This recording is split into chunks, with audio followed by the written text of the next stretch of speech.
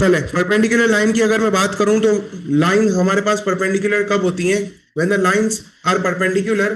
तो वो क्या कर रही होती हैं, दो लाइंस आपस में ऐसे इंटरसेक्ट करती हैं कि वो 90 डिग्री एंगल बने। 90 डिग्री एंगल बने, दो लाइंस ऐसे इंटरसेक्ट कर रही हैं कि जो हमारे पास जहां पर इंटरसेक्शन हो रही है वहां पर वो 90 डिग्री एंगल बना रहे हो। ठीक है, 90 डिग्री बना रहे हो, राइट एंगल बना रहे हो। अब जब हमारे पास लाइन परपेंडिकुलर होती है ना, तो ग्रेडियंट्स जो होते हैं वो नेगेटिव रेसिप्रोकल होते हैं दोनों लाइंस के। फॉर एग्जांपल अगर हम ये ग्राफ देखें तो हमारे पास ये दो लाइंस हैं, line one and line two. अभी लाइन वन और लाइन टू आपस में ऐसे इंटरसेक्ट कर रही हैं कि ये हमारे पास क्या बना रहे हैं, 90 डिग्री बना रहे हैं, 90 डिग्री बना रहे हैं। अब इनके अगर हम ग्रेडियंट की बात करें, अगर हम इनके ग्रेडियंट की बात करें तो gradient for example line two का जो ग्रेडियंट है हमारे पास वो है टू। तो लाइन वन का ग्रेडियंट होगा -1/2। नेगेटिव रेसिप्रोकल होगा। नेगेटिव रेसिप्रोकल का क्या मतलब है कि हम रेसिप्रोकेट भी कर रहे हैं और माइनस साइन से मल्टीप्लाई भी कर रहे हैं। नेगेटिव रेसिप्रोकल का मतलब है हम रेसिप्रोकल भी कर रहे हैं, रेसिप्रोकेट भी कर रहे हैं और नेगेटिव साइन से मल्टीप्लाई भी कर रहे हैं।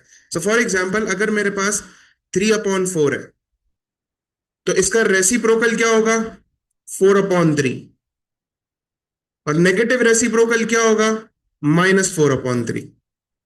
एक और एग्जाम्पल अगर मैं बात करूं, फॉर एग्जाम्पल हमारे पास है -2, इसका रेसिप्रोकल क्या होगा, -1/2। नेगेटिव रेसिप्रोकल क्या होगा, 1/2। ठीक है, क्या ये बात सबको समझ में आ रही है? रेसिप्रोकल और नेगेटिव रेसिप्रोकल में से फर्क समझ में आ गया? जल्दी से मुझे बताएं। Okay, good. तो परपेंडिकुलर लाइंस हमारे पास कैसे होती हैं? परपेंडिकुलर लाइन कुछ ऐसी होती है हमारे पास कि इनके जब ये दो लाइंस आपस में इंटरसेक्ट कर रही होती हैं जहां पर वो 90 डिग्री बनाता है। वो क्या बनाता है, 90 डिग्री बनाता है, ये याद रखना है। अब एक प्रॉपर्टी है परपेंडिकुलर लाइन की, वो क्या है, M1 × M2 = -1। आपके पास जब भी आप इन दोनों उसको ग्रेडियंट्स को मल्टीप्लाई करेंगे तो आपके पास -1 आंसर आएगा। ये प्रूफ करके बताता हूं। M1 हमारे पास क्या है, हम M1 इसको ले लेते हैं, M2 इसको ले लेते हैं। तो हमारे पास क्या है, 2 × -1/2। 2 से 2 ये कैंसिल ऑफ हो गया, बचा क्या, सिर्फ हमारे पास -1 बचा। तो हमेशा याद रखें जब भी हम परपेंडिकुलर लाइंस की ग्रेडियंट्स को आपस में मल्टीप्लाई करेंगे तो हमारे पास आंसर हमेशा -1 आएगा। ठीक है, ये प्रॉपर्टी आपने याद कर लेनी है, रट लेनी है, ध्यान में बिठा के रख लेनी है हमेशा के लिए, जिंदगी भर के लिए।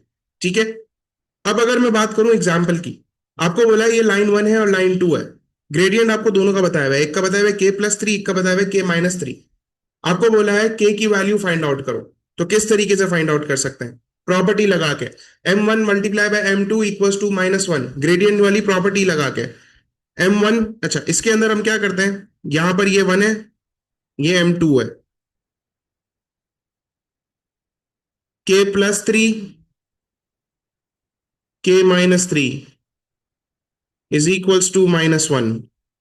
ठीक है, मतलब मैंने ये प्रॉपर्टी लगा ली, M1 × M2 = -1, के की वैल्यू निकालने के लिए। अब जरा कोई मुझे बच्चा अपना दिमाग पे जोर लगा के बता सकता है कि ये k+3 k-3 ये कौन सी प्रॉपर्टी है अलजेब्रा की?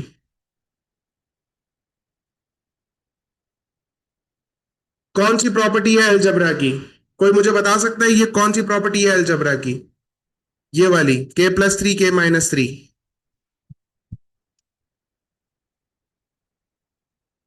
कोई समझदार बच्चा? किसी को भी नहीं पता?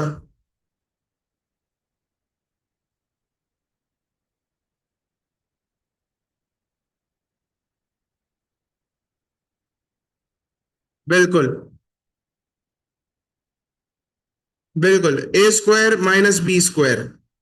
तो ये A² - B² की प्रॉपर्टी है।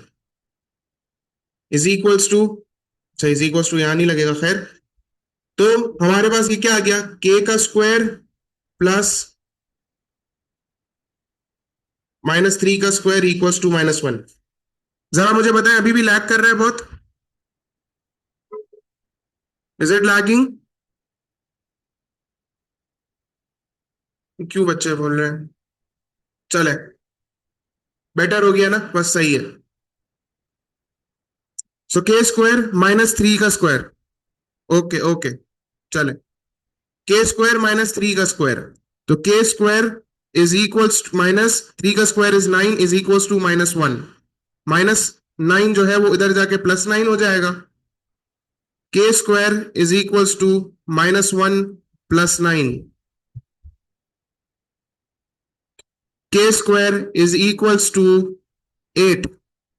अगर स्क्वायर रूट मुझे हटाना है, स्क्वायर मुझे हटाना है के ऊपर से, तो मैं दोनों साइड पे स्क्वायर रूट लगाऊंगा, प्लस माइनस लगाऊंगा। K is equals to plus minus of under root of 8।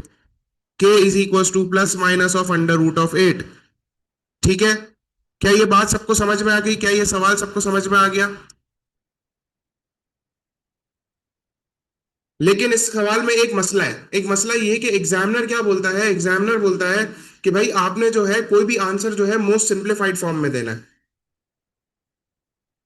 ठीक है, आपने कोई भी आंसर जो है वो मोस्ट सिंप्लीफाइड फॉर्म में देना है हमेशा। कोई भी आंसर आपने मोस्ट सिंप्लीफाइड फॉर्म में देना है। तो अंडर रूट ऑफ 8 को मैं क्या सिंप्लीफाई कर सकता हूं? नहीं बेटा, ये 2.82 तो आपने कैलकुलेटर से वैल्यू निकाली है, हमने इसे सिंप्लीफाई करना होता है। अगर आपने बचपन में कभी या इस साल कभी आपने सर्ट्स पढ़ा होगा, तो सर्ट्स में आपने सिंप्लीफाई करना सीखा होगा। बिल्कुल, वेरी गुड। सर्ट्स में आपने सिंप्लीफाई करना सीखा होगा। मैं आपको सिंप्लीफाई करना सिखा देता हूं जिन बच्चों को नहीं आता। आपने क्या कर सकते हैं, आप एलसीएम ले लें। जो ब्रैकेट के अंदर, जो रूट के अंदर वाला नंबर है उसका एलसीएम ले लें। 2 से 2 4 जा, 2 2 जा, 2 1 जा। हमारे पास क्या है, 2 × 2 × 2 इसके फैक्टर्स आ गए 8 के। अब जो पेयर है, जो पेयर नंबर्स है, सही है, उनको हम रूट के बाहर रख देंगे, और जो पेयर नहीं है उसको हम रूट के अंदर रख देंगे। क्या सबको समझ में आया सिंप्लीफाई करने का तरीका?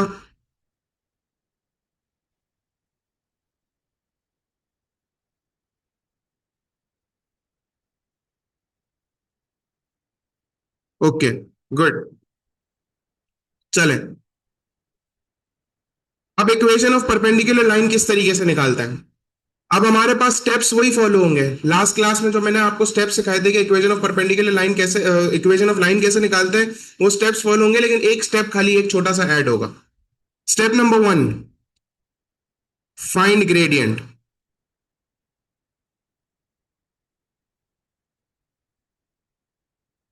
Step number 2, negative reciprocal of the gradient. Negative reciprocate the gradient.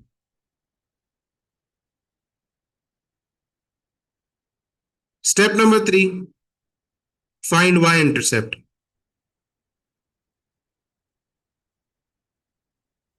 Step number 4, right the equation.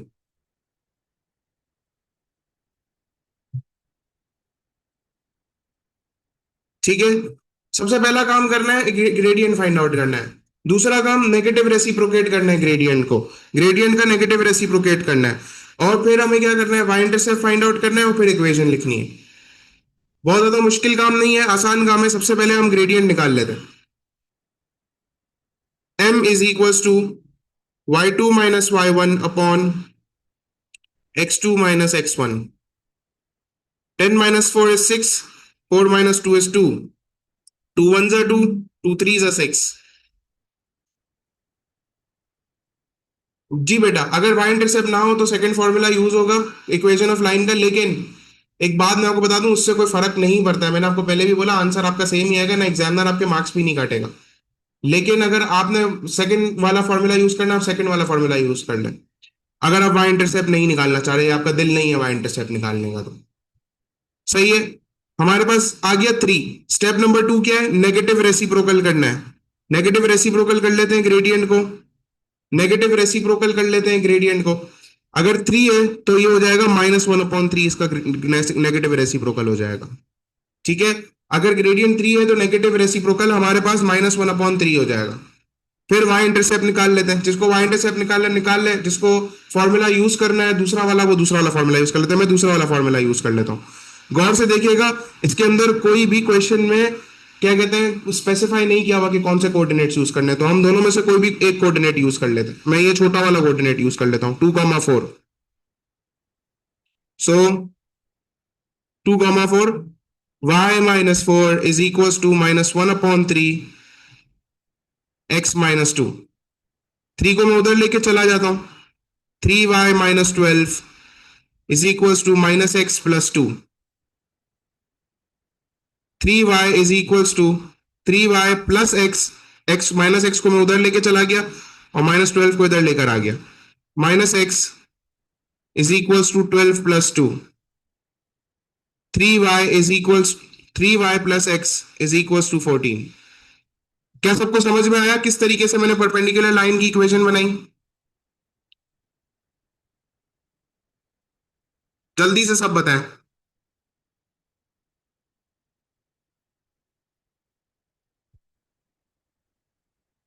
जल्दी से सब बता दें प्लीज, मैं वेट कर रहा हूं।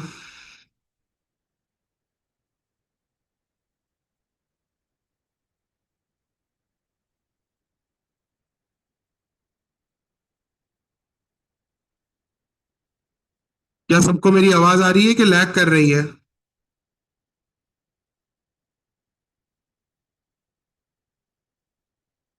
ओके। क्या सबको समझ में आया कि ये परपेंडिकुलर लाइन किस तरीके से बनी, परपेंडिकुलर लाइन की इक्वेशन किस तरीके से बनाई?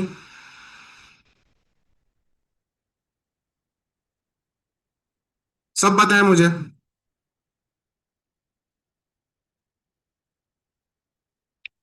तो नॉर्मल इक्वेशन ऑफ लाइंस है और परपेंडिकुलर लाइन में फर्क क्या है? बिल्कुल, मैं एंड वाला पार्ट एक्सप्लेन कर देता हूं। मैंने y-y1 इक्वल्स टू mx-x1 वाला फॉर्मूला लगाया। y1 की जगह 4 लिखा और हमने y2 की जगह हमने क्या कहते हैं, x1 की जगह हमने 2 लिखा और 3 को मैंने उधर जाके मल्टीप्लाई कर दिया। बाकी मैंने इक्वेशन को नॉर्मली सॉल्व कर दिया, तो मेरे पास इक्वेशन बनकर आ गई। हम इक्वेशन को इस फॉर्म में भी लिख सकते हैं, कोई मसला नहीं है। अगर y equals to mx plus C में नहीं लिखना हमें, या एग्जामिनर ने कुछ बोला हुआ नहीं है, अगर एग्जामिनर बोलता है, जैसे लास्ट क्लास के अंदर मैंने एक क्वेश्चन कराया था जिसमें उसने खास बोला था एग्जामिनर ने कि y equals to mx plus C की फॉर्म में चाहिए मुझे आंसर, तो आप y equals to mx plus C की फॉर्म में लिखेंगे, वरना आप इस फॉर्म में भी लिख सकते हैं आंसर को। बेटा M2 का मसला नहीं है, ये M2 तो हमारे पास प्रॉपर्टी है। M1 और M2 का मतलब है लाइन 1 का ग्रेडियंट, लाइन 2 का ग्रेडियंट। ये जो हमारे पास ग्रेडियंट है, ये हम रेसिप्रोकेट करते हैं और इसके बाद उसको यूज करते हैं, नए ग्रेडियंट को यूज करते हैं। जो ये रेसिप्रोकल वाला ग्रेडियंट है उसको यूज करते हैं हम लोग। यहां पर भले कोई भी ग्रेडियंट है, इससे फर्क नहीं पड़ता हमें, लेकिन उसको नेगेटिव रेसिप्रोकल करना है। अगर फॉर एग्जाम्पल बहुत ज्यादा लैग हो रहा है।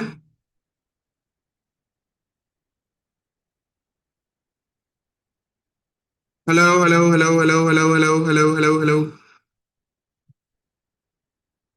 अब सही है? ओके, चले। अब मैं क्या बता रहा था कि भाई, ये जो हम मैंने M1 मल्टीप्लाई बाय M2 लिया है ना, M2, एक बच्चे ने सवाल पूछा मेरे से कि सर आपने M2 क्यों लिया? बेटा मैंने M2 नहीं लिया, मैंने M2 नहीं लिया, ये आप खाली प्रॉपर्टी है, इसको याद कर लें। मैंने क्या करना है, ग्रेडियंट निकाल के उसके रेसिप्रोकल को हमने यूज करना है इक्वेशन के अंदर। याद रखें, परपेंडिकुलर लाइन के अंदर हम नेगेटिव रेसिप्रोकल करके ग्रेडियंट को, उसी ग्रेडियंट को यूज करेंगे, नेगेटिव रेसिप्रोकल वाला ग्रेडियंट यूज करेंगे। ठीक है? क्या ये बात सबको याद हो गई, समझ में आ गई? हसन बेटा समझ में आ गई ये बात कि मैंने?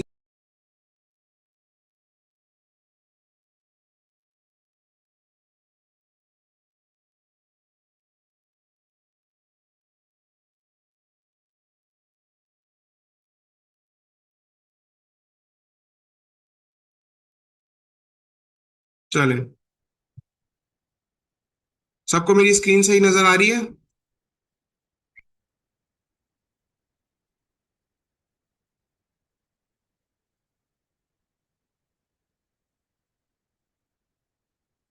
ओके।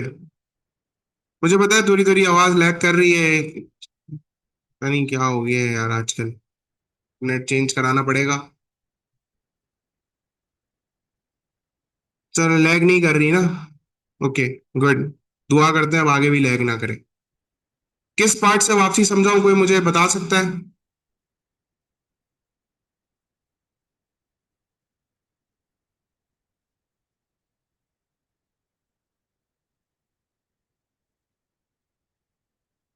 चले, मैं आगे हाँ, M2 जो हमारे पास है, M2 को हमने इसलिए यूज किया है, ये M2 यूज नहीं किया है हमने। बेसिकली M2 तो एक प्रॉपर्टी है जो कि हमने याद करी है। M2 एक प्रॉपर्टी है, M1 मल्टीप्लाई बाय M2 एक प्रॉपर्टी है जो हमने याद करी है। हमने जो है सिर्फ और सिर्फ याद रखें कि जब भी ग्रेडियंट, हम परपेंडिकुलर लाइन की इक्वेशन निकाल रहे होते हैं, तो ग्रेडियंट को हम नेगेटिव रेसिप्रोकल करते हैं और फिर हम नेगेटिव रेसिप्रोकल वाला ग्रेडियंट इक्वेशन बनाने में यूज करते हैं, चाहे ग्रेडियंट हमारा कुछ भी निकले दोनों कोऑर्डिनेट्स को यूज करके। ठीक है हसन, समझ में आ गई ये बात? ओके, चले। और किसी को कोई क्वेश्चन है तो प्लीज पूछ लें। बेटा वो परपेंडिकुलर बाइसेक्टर में होता है, ये परपेंडिकुलर लाइन है, बाइसेक्टर में होता है। अभी हम वही पढ़ रहे हैं, इसके बाद हम वही पढ़ेंगे। और किसी को कोई क्वेश्चन, आगे बढ़ूं? ओके। अब परपेंडिकुलर बाइसेक्टर की अगर हम बात करें, परपेंडिकुलर बाइसेक्टर की अगर हम बात करें तो परपेंडिकुलर बाइसेक्टर हमारे पास क्या होता है? परपेंडिकुलर बाइसेक्टर जो है हमारे पास, वो तब बनता है जब दो लाइंस आपस में इंटरसेक्ट करें 90 पे। लेकिन एक और खासियत है इसके अंदर, और वो एक और खासियत क्या है इसके अंदर, कि जहां पर इंटरसेक्ट कर रहा होता है वो मिड पॉइंट होता है। जहां पर ये लाइन इंटरसेक्ट कर रही होती है दोनों, वो मिड पॉइंट होता है। आपके पास याद रखें, परपेंडिकुलर जो सिर्फ परपेंडिकुलर लाइन होती है वो मिड पॉइंट पे इंटरसेक्ट नहीं करती। लेकिन हमारे पास जब परपेंडिकुलर बाइसेक्टर होता है तो वो मिड पॉइंट पे इंटरसेक्ट कर रहा होता है। ठीक है। और इसकी भी एक सेम प्रॉपर्टी है, M1 multiply by M2 is equals to -1। मतलब क्या है इसका, कि लाइन वन का जो ग्रेडियंट होगा वो नेगेटिव रेसिप्रोकल होगा लाइन टू का, and vice versa. Am I clear? Perpendicular bisector सबको समझ में आ गया? सबका जवाब चाहिए जल्दी जल्दी। ओके बेटा, परपेंडिकुलर बाइसेक्टर हमारे पास वो दो लाइंस आपस में इंटरसेक्ट करती हैं 90 डिग्री पे, और मिड पॉइंट पे इंटरसेक्ट करती हैं।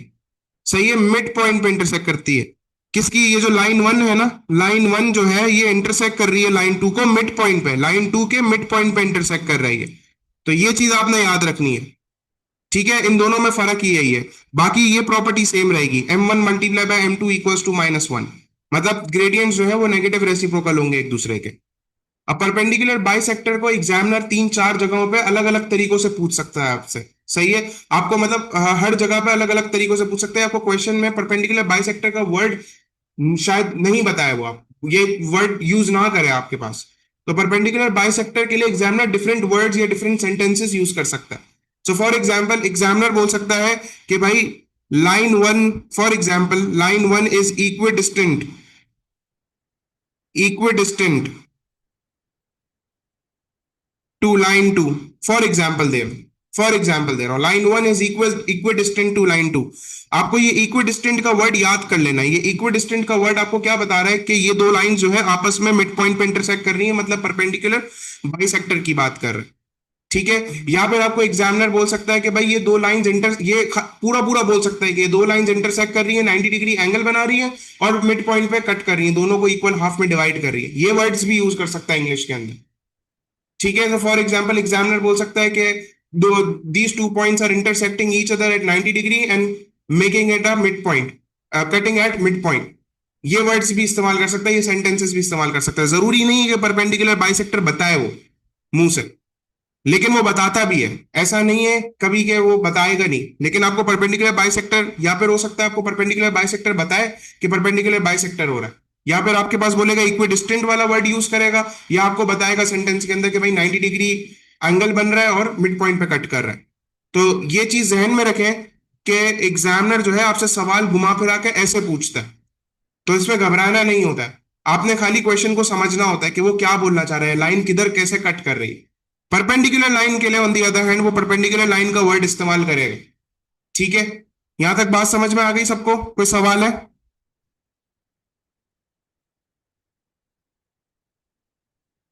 Okay good. इक्विडिस्टेंट का वर्ड याद कर लें।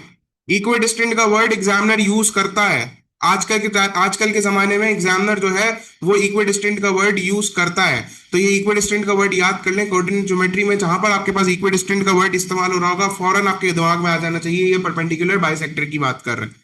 ठीक है, ये दो लाइन जो है परपेंडिकुलर बाइसेक्टर बना रही है। अगर अब मैं बात करूं क्वेश्चन की, तो इक्वेशन की, तो इक्वेशन के अंदर हमारे पास सारे स्टेप्स ऊपर वाले लगेंगे, ये वाले। ग्रेडियंट निकालना है, नेगेटिव रेसिप्रोकल करना है, वाई इंटरसेप्ट फाइंड आउट करना है, इक्वेशन बनानी है। लेकिन एक स्टेप और ऐड हो जाएगा, हमें मिड पॉइंट निकालना होगा। हमें मिड पॉइंट निकालना होगा। सो फॉर एग्जांपल लिखा हुआ है, find the equation of perpendicular bisector of A 2,4 and B 4,10। तो सबसे पहला काम क्या करेंगे, हम मिड पॉइंट निकाल लेंगे। मिड पॉइंट निकालेंगे, इज इक्वल्स टू 2 + 4/2, 4 + 10/2। तो मिड पॉइंट क्या आ गया हमारे पास, 2 + 4 = 6/2 = 3, 4 + 10 = 14/2 = 7, 3,7 हमारे पास क्या आ गया, मिड पॉइंट आ गया। अब हम ग्रेडियंट निकालेंगे, y2 - y1 का ग्रेडियंट हम ऊपर निकाल चुके हैं वैसे। तो 3 आ रहा था ग्रेडियंट, y2 - y1, फिर भी मैं चले कर देता हूं।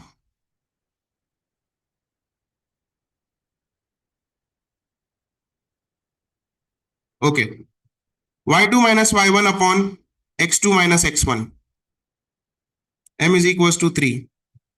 अब हमारे पास हमने क्या करना होता है, नेगेटिव रेसिप्रोकल करना होता है। m of perpendicular bisector is -1/3। अब y इंटरसेप्ट निकालेंगे, अगर निकालना है तो निकाल लें, वरना दूसरा फॉर्मूला यूज कर लें। अब एक चीज याद रखें, इसके अंदर परपेंडिकुलर बाइसेक्टर में हम इन दोनों कोऑर्डिनेट्स में से कोऑर्डिनेट्स यूज नहीं करेंगे इक्वेशन निकालने के लिए। हमने जो मिड पॉइंट का कोऑर्डिनेट निकाला है उसको हम यूज करेंगे इक्वेशन निकालने के लिए। ठीक है, सो y - 7 = -1/3, x - 3। 3 उधर लेके जाके मल्टीप्लाई कर दिया, 3y - 21 = -x + 3।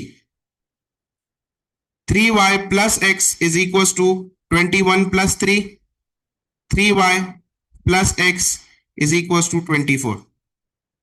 क्या सबको क्लियर हो गया? क्या सबको समझ में आ गया ये किस तरीके से हुआ? जल्दी से बताएं, किसी को कोई क्वेश्चन?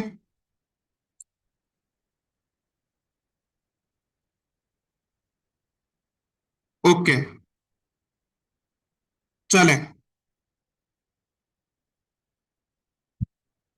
बेटा ग्रेडियंट के बाद मैंने equation y - y1 = mx - x1 वाला फॉर्मूला लगाया ना डायरेक्ट। उसके बाद आप y = mx + c भी लगा सकते हैं, कोई मसला नहीं है।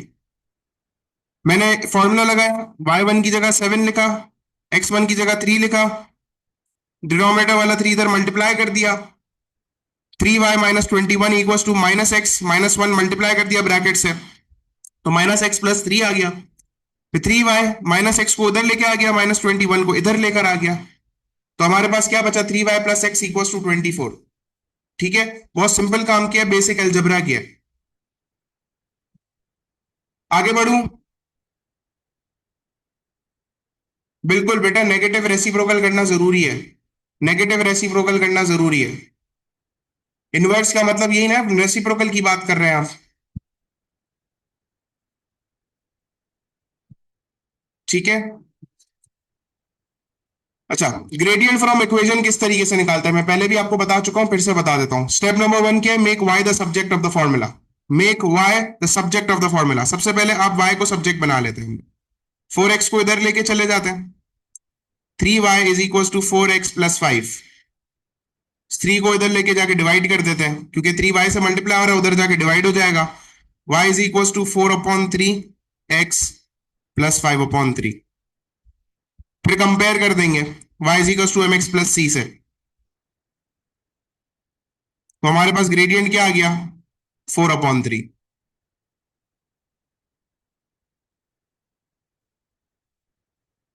Are you all with me? Are you all with मी?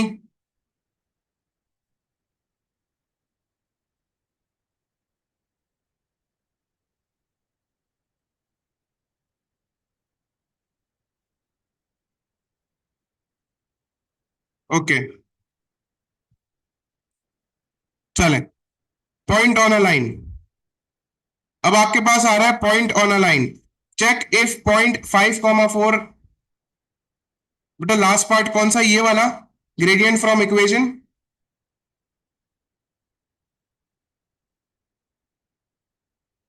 जल्दी से जरा बताएं। बेटा ग्रेडियंट फ्रॉम इक्वेशन निकालने के लिए सबसे पहला काम आप करेंगे, y को सब्जेक्ट बना लेंगे। y को सब्जेक्ट बनाने के बाद आपने क्या करना होगा, y is equal to M X plus C से कंपेयर करना होगा। वैसे खैर आपको ये बात पता होनी चाहिए कि x के साथ जो कोएफिशिएंट होता है, x के साथ जो चिपकू होता है, देखिए कोएफिशिएंट हमारे पास क्या होता है, कोएफिशिएंट हमारे पास होता है वेरिएबल के साथ जो चिपकू लगा हुआ होता है। ठीक है, वही चिपकू, जो क्या कहते हैं, हमारे पास स्कूल में भी एक बच्चे होते हैं ना, जो चिपके हुए होते हैं हर वक्त, यार चिपकता ही रहता है यार, हम बोलते हैं ना चिपकता ही रहता है हर वक्त, तंग करता रहता है। ये वही चिपकू है जो वेरिएबल के साथ लगा हुआ होता है, जिसको हम कोएफिशिएंट कहते हैं। तो एक्स के साथ जो कोएफिशिएंट होता है ना, वो हमारे पास ग्रेडियंट होता है। लेकिन वो कोएफिशिएंट हमारे पास ग्रेडियंट तब बनता है जब हमारे पास वाई सब्जेक्ट हो इक्वेशन का।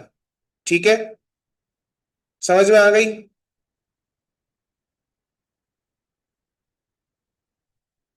Okay.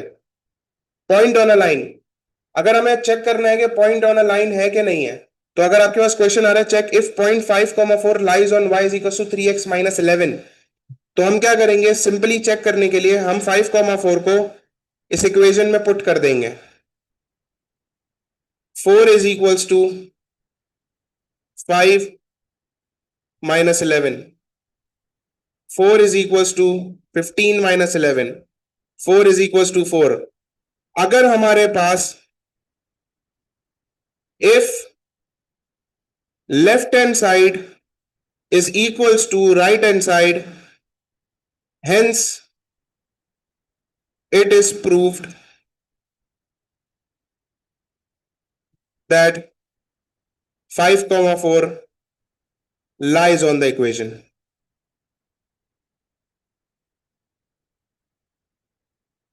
If left hand side and right hand side is equal, hence it is proved कि भाई 5,4 lies on the equation. ठीक है, तो सिंपल काम करना है इक्वेशन के ऊपर चेक करने के लिए कि कोऑर्डिनेट पॉइंट पे लाई करता है कि नहीं करता। हम डायरेक्टली इस कोऑर्डिनेट को पुट कर देंगे, तो अगर left hand side right hand side equal हो गए, तो इसका मतलब है कि भाई पॉइंट हमारे पास लाई करता है। ये बात मैं आपको पिछली क्लास में बता चुका हूं, जब हमें इक्वेशन को चेक करना था कि इक्वेशन सही है कि गलत थी। तो इक्वेशन को चेक करने के लिए हमने कोऑर्डिनेट्स पुट करे थे, ताकि हमें पता चल जाए कि भाई इक्वेशन सही भी बनाई है कि गलत बनाई है हमने। Am I clear? Are you all with मी?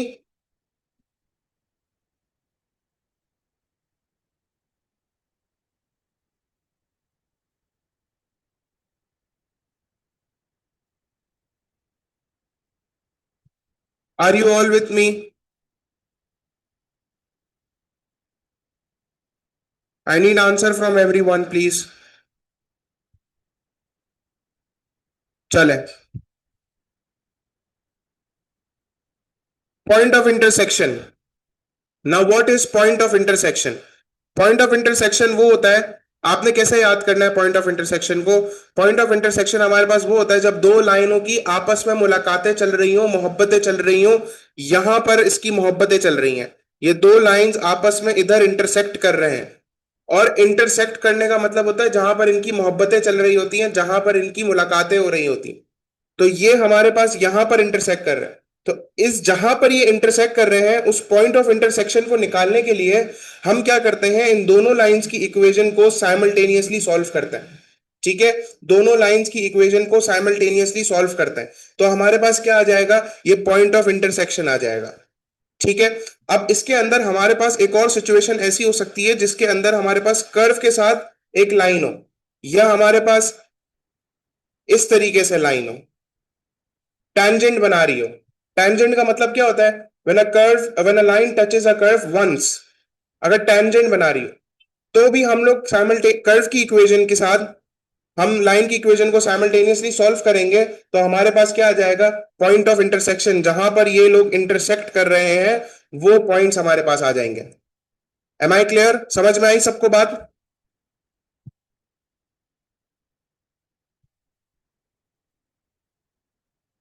आगे बढ़ जाऊं?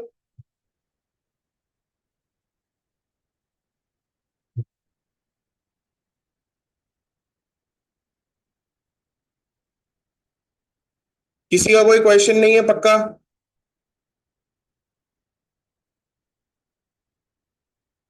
चले, जल्दी से कोई जरा मुझे ये साइमल्टेनियसली सॉल्व करके मुझे एक्स और वाई पॉइंट ऑफ इंटरसेक्शन निकाल के दे सकते हैं, अगर साइमल्टेनियस इक्वेशंस आपको आते हैं तो।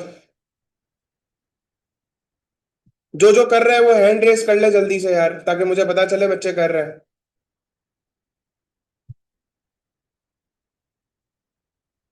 ओके।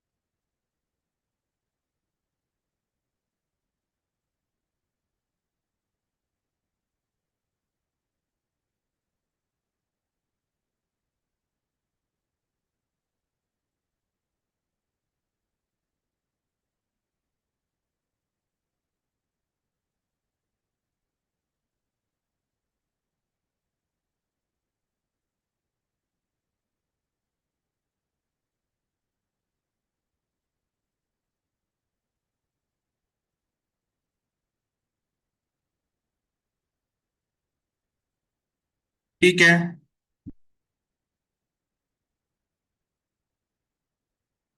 1/7 किसकी वैल्यू आई है बेटा? एक्स की वैल्यू आई है, वाई की वैल्यू आई है?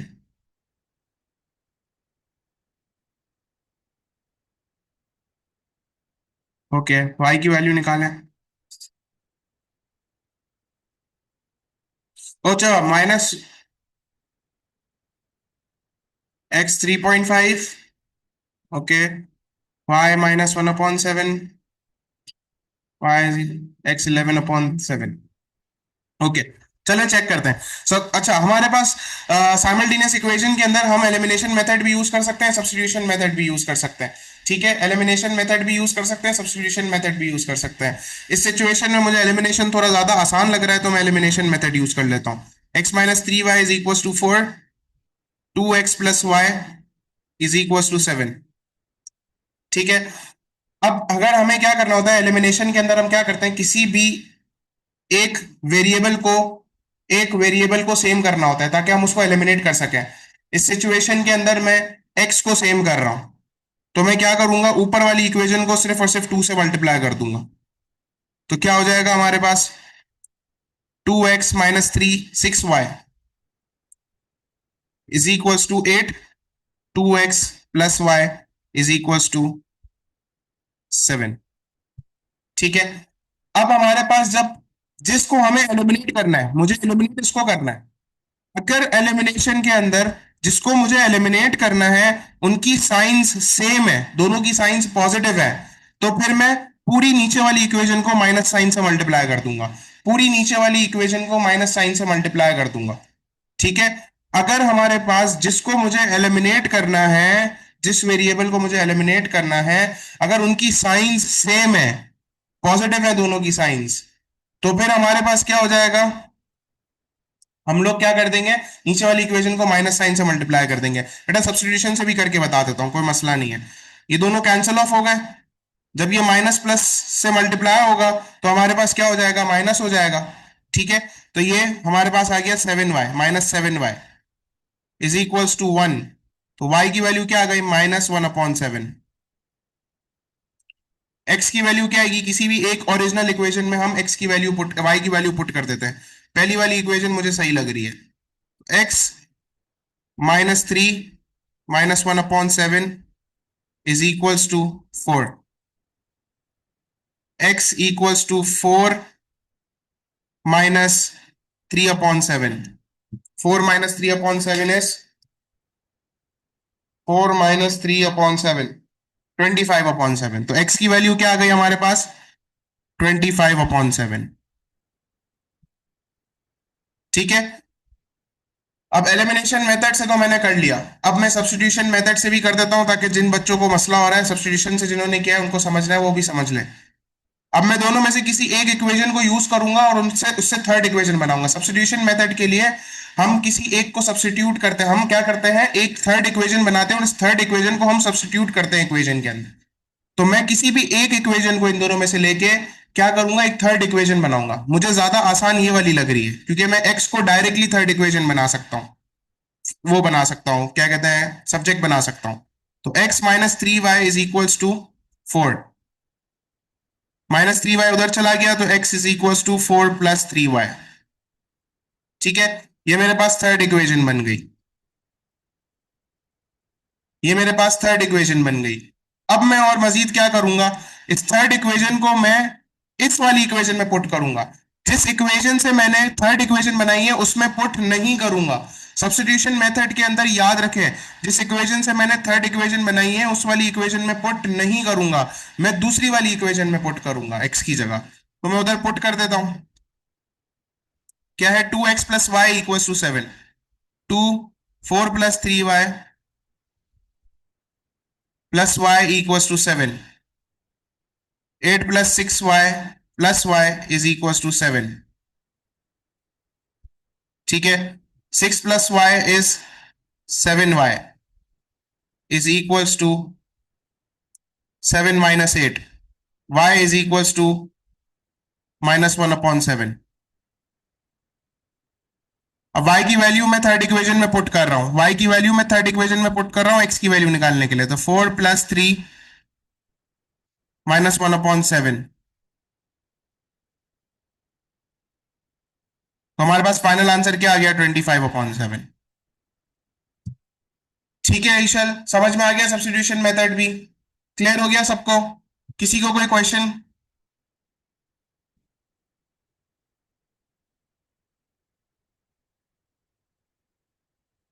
ओके,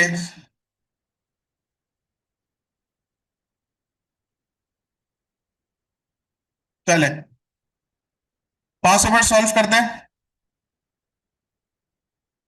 हमारे पास पास ओवर्स पे सबसे पहला सवाल बोल रहा है P is the point 3 comma minus 3 and Q is the point 1 comma 5, calculate the length of P Q.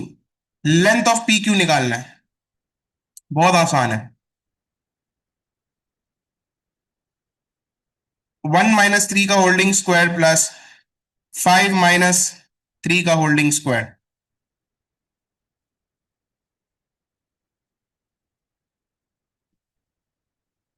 1 minus 3 is minus 2, ये 4 हो गया, प्लस माइनस साइन से मल्टीप्लाई हो गया, प्लस हो गया, 5 प्लस 3 इज 8 और 8 का स्क्वायर होता है 64। तो हमारे पास क्या आ गया, 68, under root of 68। Perpendicular bisector निकालनी है पी क्यू का, परपेंडिकुलर बाइसेक्टर इक्वेशन निकालनी है परपेंडिकुलर बाइसेक्टर की। तो किस तरीके से निकालेंगे, गौर से देखें। सबसे पहला काम मिड पॉइंट निकालना है, y sorry x1 plus x2 upon 2 comma y1 plus y2 upon 2। तो ये हमारे पास आ गया 2 1। ठीक है, मिड पॉइंट आ गया हमारे पास 2 1। ग्रेडियंट निकाल लेते हैं, y2 minus y1 upon x2 minus x1। सो y2 minus y1 upon x2 minus x1, 8 upon minus 2, 2 1 जा 2, 2 4 जा 8, माइनस 4। नेगेटिव रेसिप्रोकल करेंगे, 1/4। ठीक है, आगे बढ़ते हैं, इक्वेशन में पुट कर देते हैं। y माइनस 1 is equals to 1/4 x minus 2। 4 उधर जाके मल्टीप्लाई हो गया तो 4y minus 4 is equals to x minus 2। 4 उधर चला गया, 4y minus x is equal to 4 - 2, 4y minus x is equal to 2। क्या सबको क्लियर हो गया? क्या ये क्वेश्चन सबको क्लियर हो गया? I need answer from everyone please.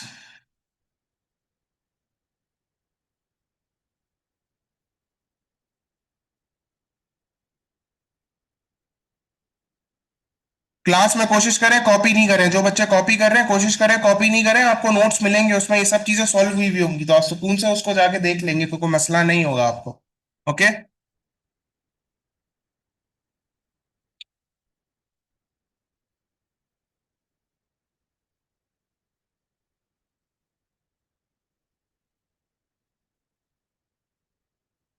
बेटा ये अभी जिसने एनोटेशन यूज किया है ना, मैंने लास्ट क्लास में एक बच्चे को मैंने निकाला था और मैंने उसको ब्लॉक कर दिया था, उसके बाद वो मेरी लिंक से कभी क्लास ज्वाइन ही नहीं कर सकेगा।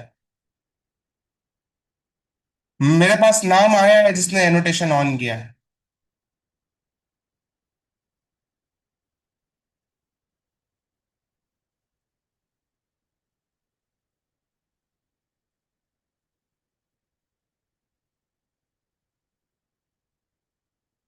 चले बेटा, नेगेटिव रेसिप्रोकल करना है ना, नेगेटिव रेसिप्रोकल, नेगेटिव रेसिप्रोकल का मतलब होता है रेसिप्रोकेट करना है इसको और माइनस साइन से मल्टीप्लाई करना है। तो अगर मैं इसको माइनस साइन से मल्टीप्लाई करूंगा तो ये पॉजिटिव हो जाएगा। ठीक है, समझ में आ गया? अगर मैं -4 को नेगेटिव रेसिप्रोकल करूंगा तो मैं माइनस साइन से मल्टीप्लाई भी करूंगा, सही है, माइनस साइन से मल्टीप्लाई भी कर दूंगा और उसको रेसिप्रोकल भी कर दूंगा। चले next question. A is the point -2, 3 and B is the point 4, 5. Calculate the midpoint of AB। सही है, calculate the mid point of AB निकाल लेते हैं। Mid point x1 plus x2/2 comma y1 plus y2/2। क्या आ गए coordinates? 1, 4। ठीक है, आपको बोला है show that equation of line A B is 3y is equals to x plus 11। क्या बोला है? Show that equation of line A B is 3y plus x is equals to x plus 11। Okay, आसान है, सबसे पहला काम होता है ग्रेडियंट निकालना। सो ग्रेडियंट निकाल लेते हैं, y2 minus y1 upon x2 minus x1। 5 - 3 is 2 और ये हमारे पास 6, 2 1 2, 2 3 6, 1/3। ग्रेडियंट आ गया। कोई भी पॉइंट ले लेते हैं, कोई भी कोऑर्डिनेट ले लेंगे, -2, 3 भी ले सकते हैं, 4, 5 भी ले सकते हैं। मैं 4, 5 ले रहा हूं। y-5 is equals to 1/3 x-4। ठीक है, 3 उधर लेके जाके मल्टीप्लाई कर दिया, 3y-15 is equals to x-4। ये उधर चला गया, 3y is equals to x-4 plus 15। 3y is equals to x plus 11।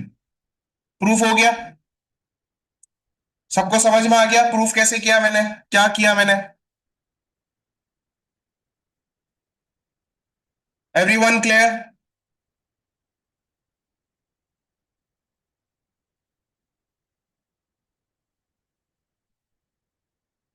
Okay, find the equation of perpendicular bisector of line A B. ठीक है, हमने ग्रेडियंट ऑलरेडी निकाला हुआ है 1/3। ए बी का जो वो है हमारे पास ग्रेडियंट है वो 1/3 है। इसका परपेंडिकुलर का ग्रेडियंट क्या होगा? -3। मिड पॉइंट भी हमने पहले पार्ट में निकाल लिया है, 1/1, इक्वेशन बना लेते हैं पुट करके। y-4 is equals to -3 x-1। y-4 is equals to -3x plus 3। y is equals to -3x plus 3 plus 4। y is equals to 3x plus 7, -3x plus 7। Next question, आपको बोला है the points 4, -3 and 0, 5 lie on the line L, find the equation of line L. ये जो दो equate coordinates हैं हमारे पास, ये लाई करते हैं लाइन एल पे। आपको बोला है find the equation of line L. बिल्कुल ठीक है, निकाल लेते हैं। सबसे पहले ग्रेडियंट निकाल लेते हैं, y2 minus y1 upon x2 minus x1। 8 upon -4 is -2। ठीक है, -2 इसका ग्रेडियंट आ गया। y minus 5 is equals to -2 x minus 0. Y minus 5 is equals to -2x. Y is equals to -2x plus 5. ये इसके क्या आ गया, इक्वेशन आ गई। Are you all with me? Are you all with me?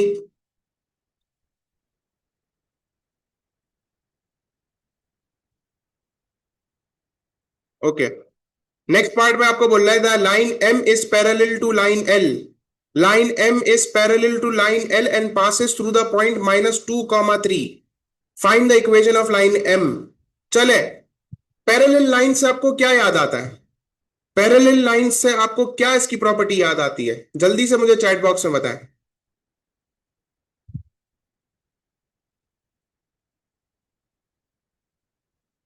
Same gradient, same gradient, very good. तो क्या मैं लाइन एल का ग्रेडियंट यूज कर सकता हूं एम की इक्वेशन निकालने के लिए? यस और no?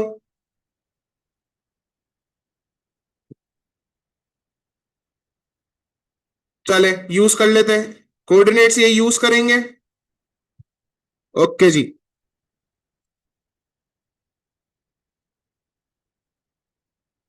y minus 3 is equals to -2 x minus 2.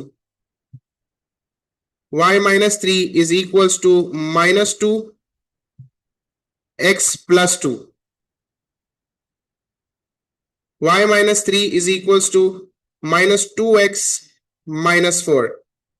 -3 उधर चला जाएगा। Y is equals to -2x minus 1. चले जी, सब मुझे जरा बताएं, सबको समझ में आ गया? कोई सवाल है, कोई परेशानी है, कोई ऐसी चीज है जो समझ में नहीं आ रही तो प्लीज पूछ लें, मैं वेट कर रहा हूं।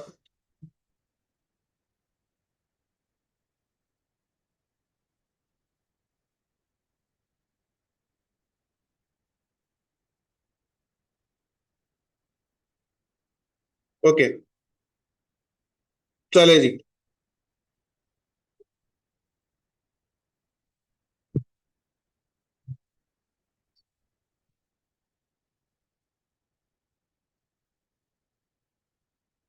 कोलिनियर पॉइंट्स,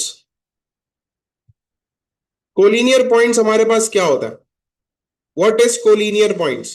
कोलिनियर पॉइंट्स हमारे पास क्या होता है, गौर से देखिएगा। Points are considered collinear, points are considered collinear, points are considered collinear if they lie on the same line, if they lie on the same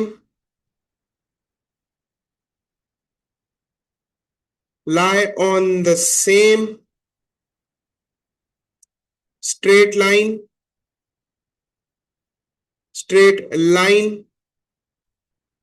having the same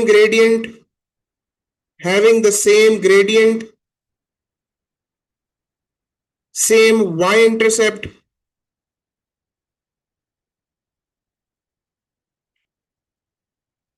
and hence having same equation,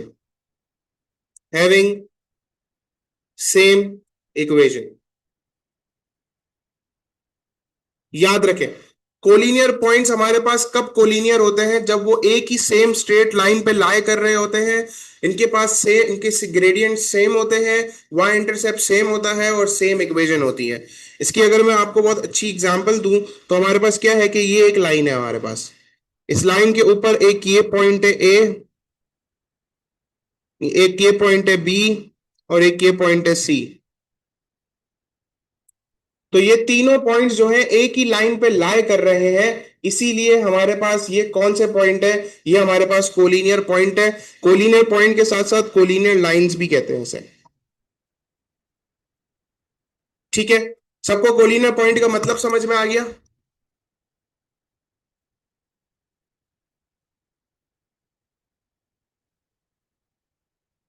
is everyone clear?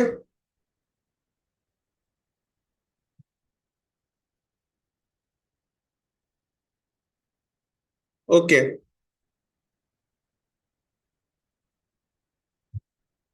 ठीक है,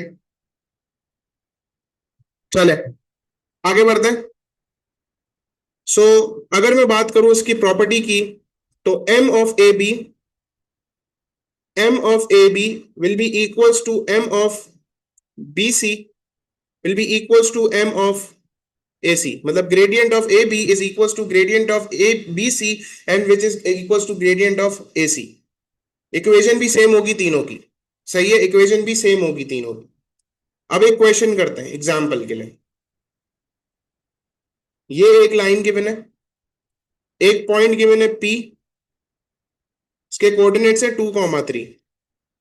एक ये point given है Q, इसके coordinates है x,7। एक ये coordinate है R, जिसके कोऑर्डिनेट्स है 8,15। हमें क्या निकालना है? Find x। हमें इस लाइन की x को निकालना है। सही है, इस लाइन की x को निकालना है। किस तरीके से निकालेंगे, गौर से देखें। हमेशा याद रखें, मैंने आपको क्या बताया, कोलिनियर लाइंस के अंदर इसके ग्रेडियंट्स क्या होते हैं, सेम होते हैं सबके। तो हम जब भी ऐसा कोई क्वेश्चन हम केटर कर रहे होंगे, तो हमें ग्रेडियंट्स को यूज करना होगा। बेटा वो एक देखें, इसके वैसे तो मैं एक्स के ग्रेडियंट, एक्स कोऑर्डिनेट जो है वो रेशियो थ्योरम यूज करके निकाल सकता हूं। नहीं, ये मिड पॉइंट नहीं है, क्यू मिड पॉइंट नहीं है। बेटा Q is not the mid point, Q is not a mid point. Okay, तो हम मिड पॉइंट का फॉर्मूला यूज नहीं कर सकते इधर। मैंने आपको बोला थोड़ी ना कि क्यू मिड पॉइंट है। हम ग्रेडियंट यूज करेंगे, ग्रेडियंट यूज करेंगे। सबके ग्रेडियंट सेम है, सबके ग्रेडियंट सेम है हमारे पास। तो अगर मैं बोलूं कि m of pq is equals to m of pr, क्या इस बात से आप लोग सब अग्री करेंगे? Do you all agree with that?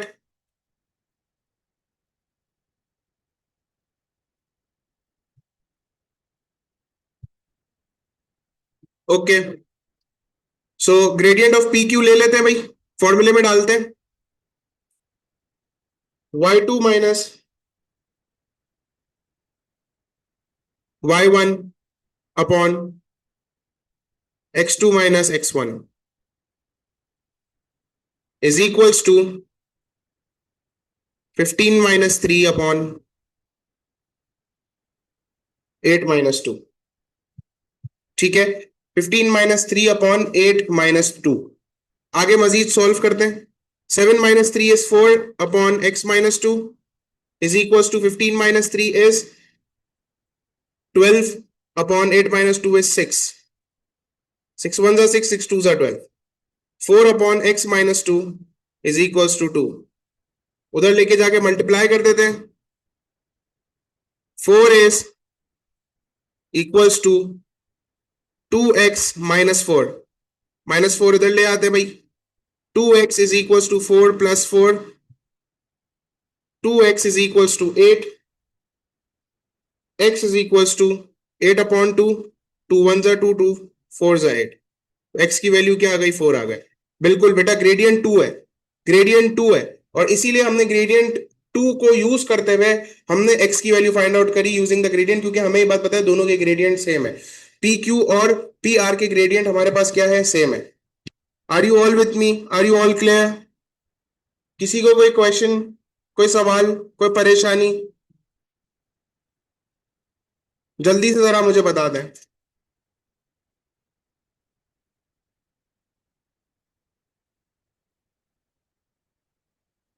चले, कोऑर्डिनेट ज्योमेट्री की फुल एंड फाइनल चीज हम पढ़ने जा रहे हैं, जिसको हम कहते हैं हीरोज फॉर्मूला। हीरोज फॉर्मूला या फिर हम कहते हैं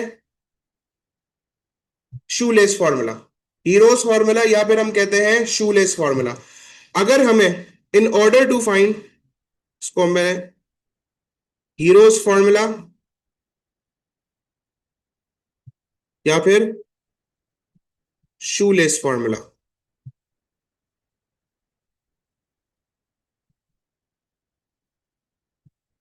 in order to find in order to find the area of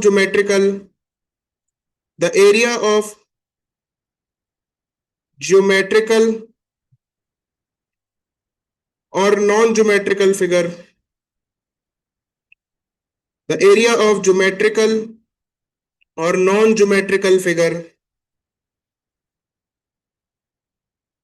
we can apply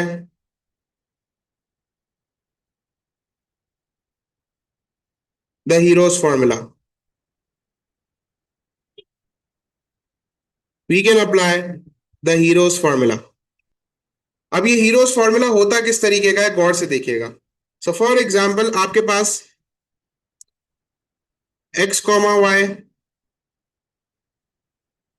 A x1 y1, b x2 y2, c x3 y3। ये एग्जाम्पल मैं दे रहा हूं, क्वेश्चन नहीं है, ये एग्जाम्पल है।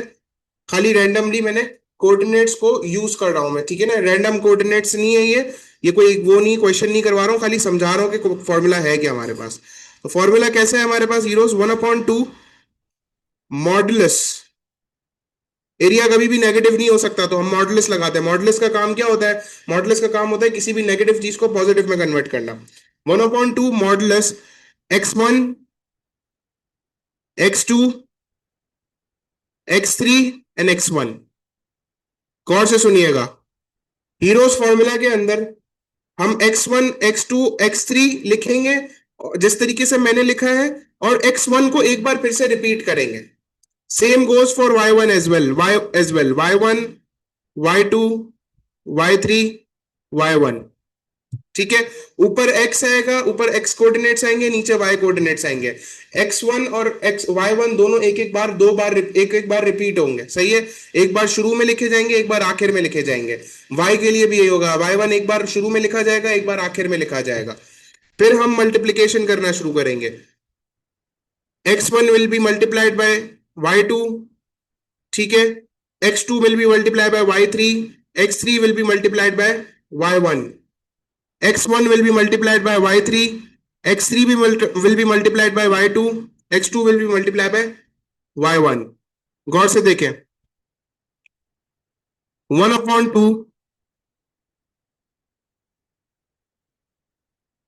Modulus bracket open x1 multiply by y2 plus x2 multiply by y3 plus x3 multiply by y1, bracket close. फिर minus का साइन लगेगा, फिर ब्रैकेट ओपन होगा।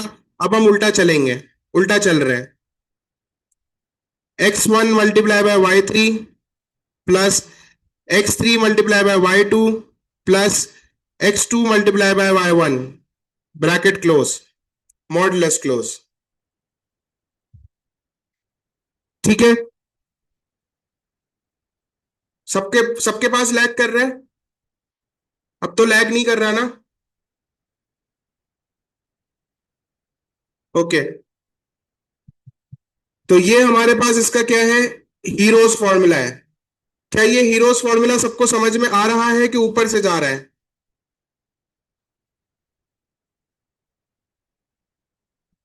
जल्दी से मुझे बताएं, सबको क्लियर है हीरोज फॉर्मूला?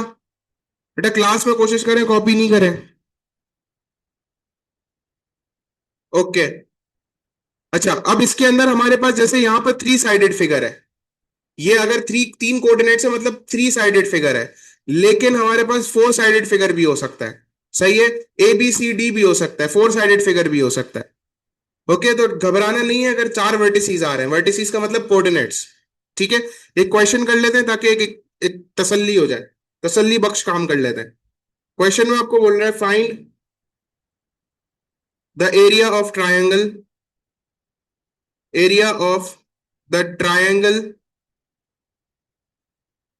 with vertices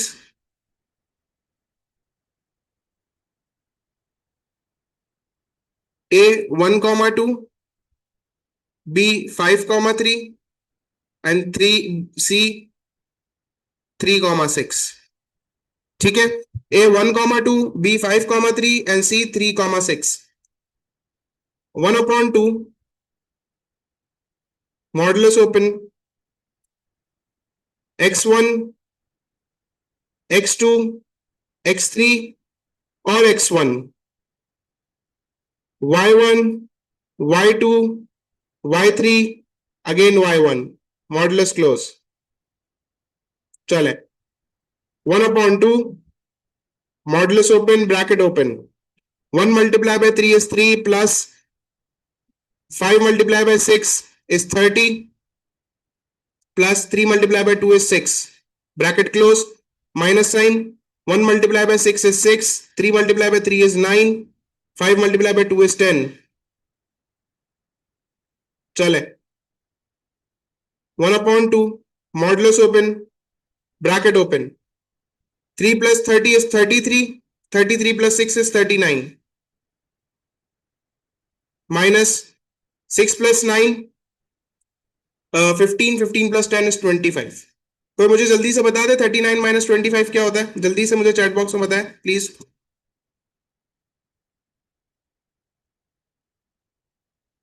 जल्दी से कोई मुझे चैट बॉक्स में बता दे. 14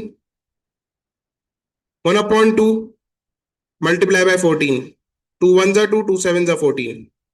तो फाइनल आंसर क्या आ गया, एरिया हमारे पास 7 units square. 7 units square. Are you all with me? Am I clear? जल्दी से बताएं.